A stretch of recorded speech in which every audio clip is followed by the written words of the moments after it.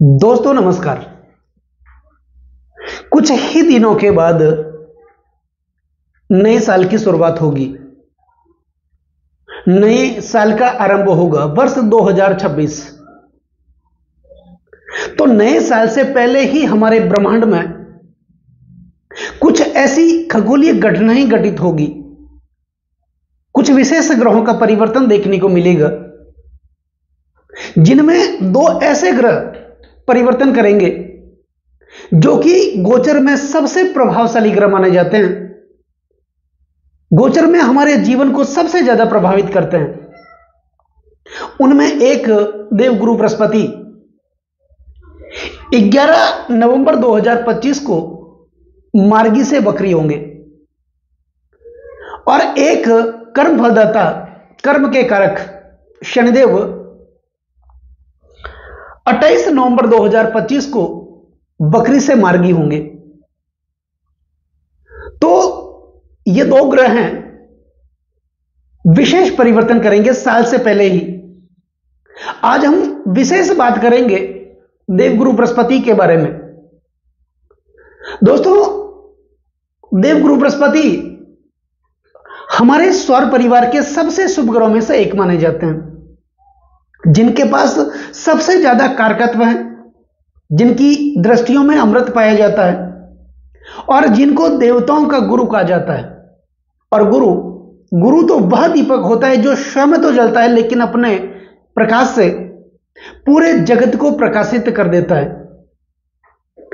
जिनके पास सबसे ज्यादा कारकत्व है, हमारी संतान के कारक, शिक्षा के कारक, ज्ञान के कारक, धर्म के कारक, अध्यात्म के कारक, वैवाहिक सुख के कारक, दाम्पत्य जीवन के कारक, और विशेष करके हमारे भाग्य के कारक। हमारे भाग्य का लेखा जोखा अपने पास रखने वाले देवगुरु बृहस्पति बकरी होंगे, उल्टी चाल चलेंगे। तो बृहस्पति के इस उल्टी चाल का प्रभाव मकर राशि वाले जातकों के जीवन पर किस प्रकार देखने को मिलेगा, इस वीडियो के माध्यम से हम जानने वाले हैं और समझने वाले हैं। दोस्तों, शास्त्रों में, पुराणों में गुरु का जो पद है वो परम पिता परमात्मा से भी बड़ा माना है।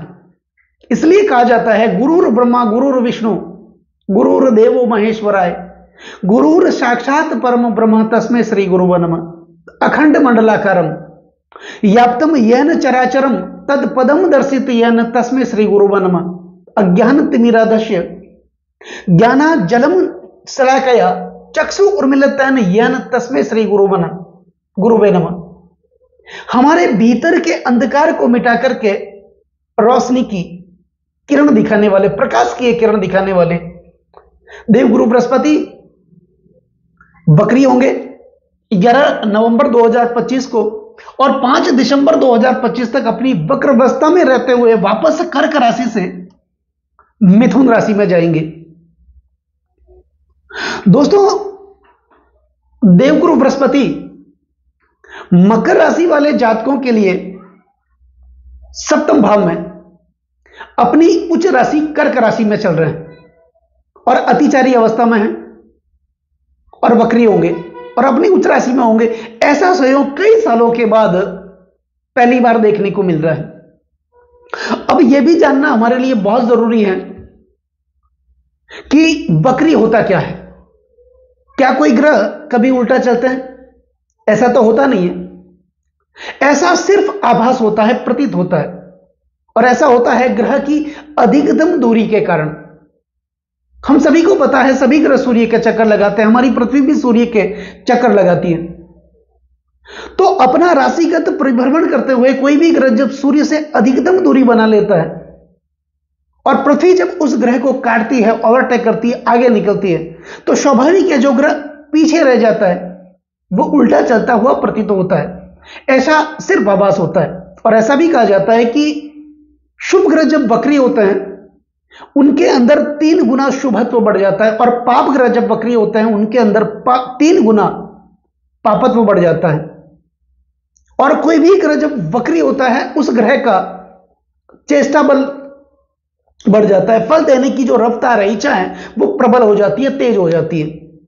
और मुख्यतः ग्रहों में 6 प्रकार का बलाबल पाया जाता है: स्थान बल, काल बल, दिग्बल, नैसर्गिक बल, चेष्टा बल और दृष्टि बल।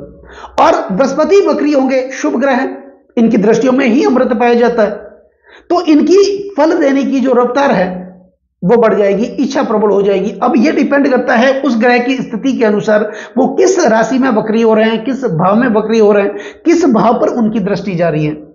तो आज इस वीडियो के माध्यम से यही जानने का हम प्रयास करेंगे। मकर राशि, राशि के स्वामी बनते हैं शनिदेव, और शनिदेव भी मार्गी होंगे, और ये दो विशेष ग्रह हैं जो हमारे जीवन को बदलने में हमेशा माहिर माने जाते हैं, क्योंकि एक कर्म के कारक हैं और दूसरे भाग्य के कारक हैं, और जीवन में कर्म और भाग्य का साथ मिल जाए तो फिर कहने क्या, सोने पे सुहागा।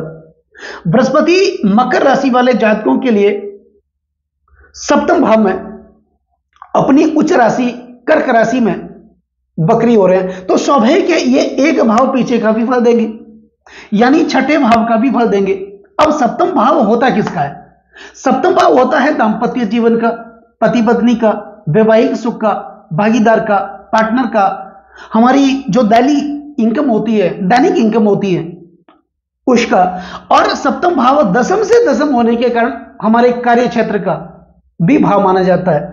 तो निश्चित तौर पर बृहस्पति सप्तम भाव केंद्र भाव में अपनी उच्च राशि में वक्री हो रहे हैं, तो पति पत्नी के संबंधों को मजबूती प्रदान करेंगे, मधुरता प्रदान करेंगे, और उसका प्रभाव पूरे पारिवारिक जीवन पर देखने को मिलेगा। भागीदार के साथ अच्छे संबंध स्थापित होंगे। हो सकता है कोई पार्टनर आपको मिल जाए और आपको ऐसा कह दे कि मैं लगाता हूं पैसा और हम एक अच्छे बिजनेस की शुरुआत कर दे, ऐसी भी स्थिति बन सकती है। कार्य क्षेत्र में, क्योंकि यह भाव दशम से दशम होने के कारण आपके कार्य क्षेत्र का भाव है, तो कार्य क्षेत्र में विशेष प्रगति देखने को मिलेगी। नए व्यवसाय का आप प्रारंभ कर सकते हैं, या फिर नई नौकरी आप ज्वाइन कर सकते हैं, भागीदार के साथ मिलकर के कुछ अच्छा प्लानिंग कर सकते हैं, प्रॉपर्टी खरीद सकते हैं। पति पत्नी के संबंध तो मजबूत होंगे ही होंगे, लेकिन दांपत्य सुख भी आपको प्राप्त होगा। और जो लोग अविवाहित हैं, लंबे समय से जिनकी सगाई नहीं हो रही थी, अब सगाई होने के प्रबल योग यहां पर बन रहे हैं।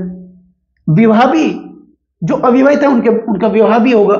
यानी ऐसा भी कह सकते हैं कि आपके घर में शीघ्र ही सनई बजने वाली है, आप घोड़ी पर सवार होने वाले हैं। दूसरा, अच्छी इनकम देखने को मिलेगी, अच्छा ग्रोथ देखने को मिलेगा, आय के नए नए अवसर आपको प्राप्त होंगे। तो कुल मिलाकर के ऐसी स्थितियां आपके जीवन में देखने को मिलेगी। अब बृहस्पति वक्री होंगे तो निश्चित तौर पर एक भाव पीछे का फल तो ये प्रदान ही करेंगे। अब छठा भाव रोग, ऋण और शत्रु का माना जाता है। खर्चे बढ़ेंगे, स्वाभाविक तौर पर खर्चे बढ़ेंगे, क्योंकि बृहस्पति जब छठे भाव में इनकी गतिविधि, इनकी हलचल बढ़ जाएगी, तो खर्चे तो बढ़ेंगे, लेकिन वो खर्चे शुभ कार्यों में, अच्छे कार्यों में होंगे। यानी बच्चों के एजुकेशन को लेकर खर्च हो सकता है पैसा आपका, प्रॉपर्टी खरीदने को खर्च हो सकता है, मकान बनाने को लेकर, बच्चों के विवाह को लेकर आपके पैसे खर्च हो सकते हैं। खर्चे होंगे लेकिन अच्छे खर्च होंगे। यहां पर दुश्मन भी आपके बढ़ सकते हैं, लेकिन दुश्मनों की आप परवाह नहीं करेंगे, क्योंकि बृहस्पति की हलचल जब छठे भाव में बढ़ जाती है, मैं कई बार कह चुका हूं, छठे भाव में कोई भी ग्रह अच्छा फल नहीं देते, लेकिन बृहस्पति छठे भाव में अच्छा फल देते हैं। कारको भावनाशाय का सिद्धांत यहां पर लागू होता है। ये शत्रुओं का भी नाश करते हैं। बढ़ेंगे शत्रु, लेकिन शत्रु आपका कुछ बिगाड़ नहीं पाएंगे। कर्जों से आपको मुक्त करेंगे, खर्चों से आपको मुक्त करेंगे, अननेसेसरी खर्चे बने हुए थे, हॉस्पिटल के खर्चे बने होते हैं, उनसे आपको मुक्त करेंगे। और सबसे बड़ी बात तो 11 नवंबर 2025 को ये वक्री होंगे और 5 दिसंबर तक अपनी वक्र अवस्था में ही सप्तम भाव से निकल करके वापस छठे भाव में मिथुन राशि में विराजमान होंगे। तो द्वादश के स्वामी जब छठे भाव में विराजमान होंगे, यहां पर बनेगा विपरीत राजयोग, यानी आपको विपरीत परिस्थितियों से बाहर निकालेंगे। यह बहुत अच्छी स्थिति है। अब बृहस्पति के पास मुख्यतः 3 दृष्टियां बृहस्पति को दी गई हैं। जिस भाव में ये विराजमान होते हैं, उस भाव से पंचम भाव में दृष्टि करते हैं, सप्तम भाव में दृष्टि करते हैं और नवम भाव में दृष्टि करते हैं। तो मकर राशि वाले जातकों के लिए यहां से बृहस्पति की जो पंचम दृष्टि होगी, वो दृष्टि होगी 1, 2, 3, 4 और 5 एकादश भाव पर। तो एकादश भाव होता है हमारे सपनों का, एकादश भाव हमारी इच्छाओं का और हमारी निर्णय शक्ति का। दोस्तों, एक अच्छा निर्णय, सही समय पर सही लिया गया निर्णय हमारे पूरे भाग्य को बदल सकता है, और बृहस्पति वैसे भी भाग्य के कारक माने जाते हैं। तो आपके सपने, आपकी इच्छाएं जो लगातार दबी हुई थी, पूरी नहीं हो रही थी, अब एक समय ऐसा भी आएगा, स्थितियां ऐसी बनेगी, आपके सपने, आपकी इच्छाएं भी पूरी होगी। यह भाव इनकम का भाव माना जाता है, लाभ का भाव माना जाता है। तो निश्चित तौर पर जीवन में लाभ देखने को मिलेगा, प्रोग्रेस देखने को मिलेगी, आपकी आर्थिक स्थिति मजबूत होगी, तो ऐसा आपके जीवन में देखने को मिलेगा। अब यहां से बृहस्पति की सप्तम दृष्टि होगी आपके लग्न भाव पर।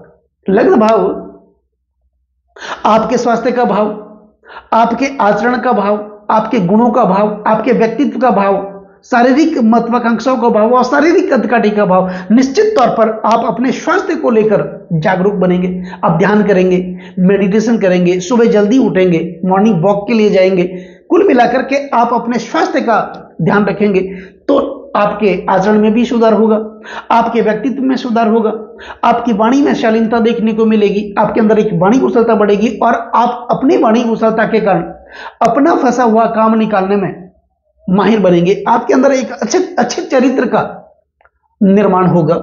बृहस्पति की नवम दृष्टि आपके तीसरे भाव पर जा रही है। तीसरा भाव ग्लैमर का, सोशल मीडिया का, छोटे भाई बहनों का, बल का, साहस का, ऊर्जा का। तो आपके अंदर एक नई ऊर्जा, नई तरंग देखने को मिलेगी। आप अपने जीवन को बनाने की कोशिश करेंगे, ऐसा ज्ञान आपके अंदर देखने को मिलेगा। भाइयों के साथ अच्छे संबंध स्थापित होंगे, पारिवारिक सुखों की प्राप्ति होगी, नए नए लोगों के साथ आप जुड़ेंगे, नए नए लोगों से बातचीत करेंगे, आगे बढ़ने की प्लानिंग करेंगे।